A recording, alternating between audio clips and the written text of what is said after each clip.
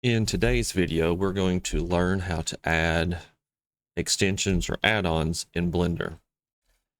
Open a file browser like Chrome or Safari, Microsoft Edge, whatever, and then go to extensions.blender.org.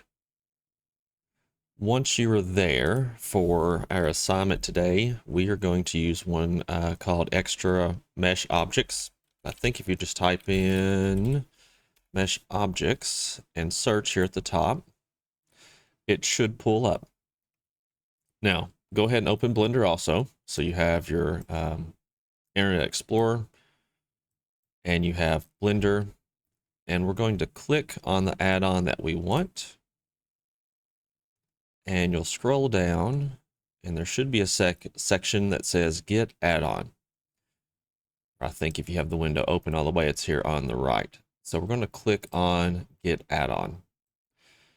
When you do that, you'll see this drag and drop into Blender option. So if you left click and drag, you'll notice in Blender it has a little plus sign below the cursor, and then it should automatically install that for you. Now, I've already installed it, but for you, you should hit, I think, OK, and then it'll ask if you want to automatically turn the add-on on. So go ahead and pick that option and then hit close.